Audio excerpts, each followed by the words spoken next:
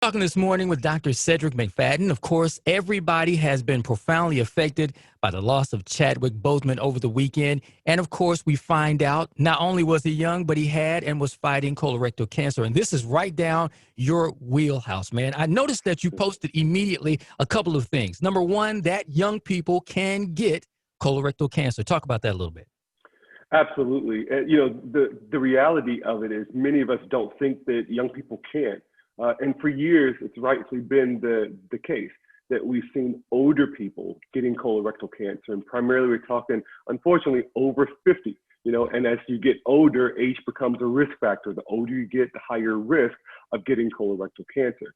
But in the past few years, we've seen a change in that trend and some of the data. And what it's shown is that young people under the age of 50 are increasingly being diagnosed with colorectal cancer. And unfortunately, when they're diagnosed with a higher stage of the disease.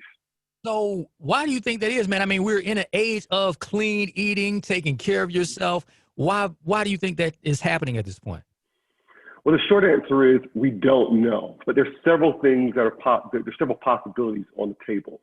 You talked about clean eating. Well, for many, there's still diets that are high in red meat, diets that are high in processed foods, diets that are high in fats or complex sugars. We don't always eat the way we should, and over time, that potentially may have some bearing.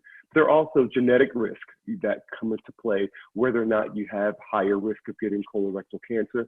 And over the past few years, there's been a lot more research about the gut bacteria and how that may influence the formation of these tumors within the large intestine. But it may not be one of those reasons. It may be a collective of those reasons. And the challenge for the research now is to identify who are those persons that are at higher risk, because that may influence screening or testing options. You know, what's interesting, Cedric, and you pointed it out kind of in your first comment, is that, when we, and I mean we as in closer to 50, think about colorectal cancer, we've always heard older. You've heard as of recent years, get checked at 45. Before that was like 50 and over.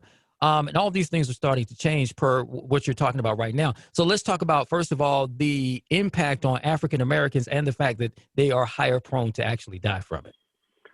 Yes, that's one of the, as I said before, a harsh reality of this disease, that African Americans are disproportionately affected, meaning we get diagnosed with at higher rates, and we also have a higher risk of dying. And in some of the data, it shows that we're diagnosed 20% higher risk of getting colorectal cancer and about a 40% higher risk of dying from the disease. Again, I wish we had the exact answer of why that's happened, but there's a collective probable influence of diet, of lifestyle, of obesity, lack of exercise. And the bigger concern that a lot of us have is, the access to care. Can you get a colonoscopy? When you ask your doctor for a colonoscopy, are they listening to you to give you that test? Or can you get to the doctor? For many that are on public transportation, if your bus doesn't stop in front of your doctor's office, you may never get to the doctor. And so those things go into play. And then there's also the concern about unconscious bias or conscious biases against, certain patients of color. Years of systemic sort of racism, all of those things sort of come into play, the social determinants of health, that all influences your risk. And when you present with the cancer, if you're not taken seriously early enough, by the time you're diagnosed, you already have a higher stage, which means your outcome is not going to be as good as it was if you initially got the influence early on.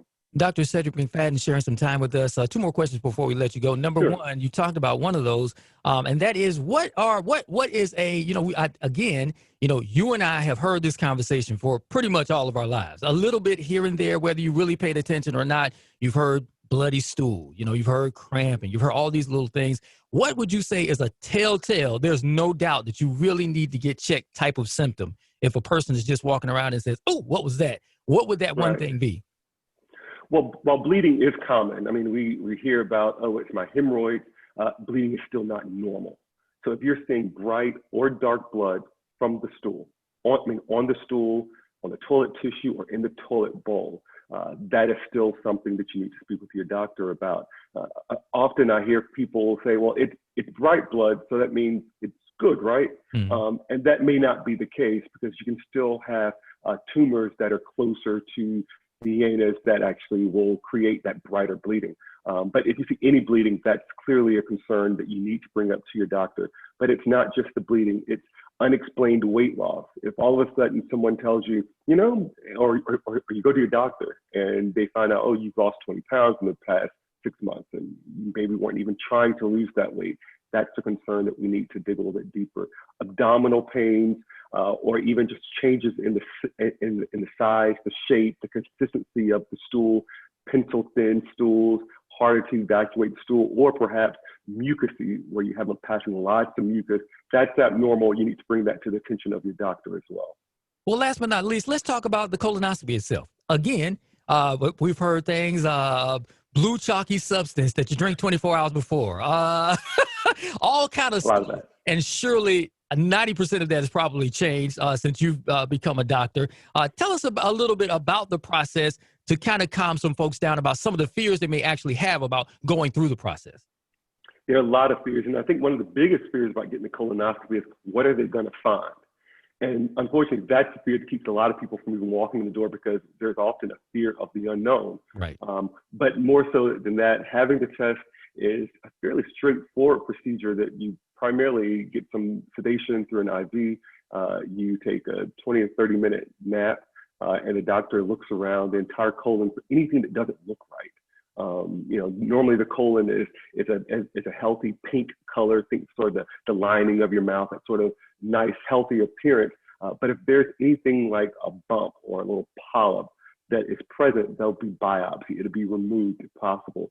Sometimes these bumps grow into larger masses, or things that look like firm pieces of rock, or it has sort of if you touch it, it bleeds appearance. And it can be biopsied at that time and taken to the pathologist to look to see whether there's any cancer in that specimen or not. But the procedure itself does require that you do a clean out the day before, which is very important that you follow those instructions, because if you want to see everything that's on the wall, you got to take all the junk off the wall to see it. Right. And so we have to actually clean out the bowel really well the day before. The preps are not as bad as they used to be. There's several lower dose or lower volume preps that are available. And I will tell you that the majority of patients that we do colonoscopies on afterwards say, it wasn't as bad as I thought it was going to be. And the prep wasn't as bad as I thought it was going to be. Now, are there some outliers and are there some things that we can do to make your prep experience better? Yes. And if you have those types of concerns, like I get nauseous easily, or I can't tolerate large volumes, talk with your doctor and really just bring that up and say, listen, I don't think I can drink this amount. Is there a different type I can use? There are different types of preps. And so please feel free to speak up and really voice that. And if you're not comfortable speaking up, write it down or bring someone with you that can voice your concern while you're at that doctor's appointment. And should you plan to not go back to work?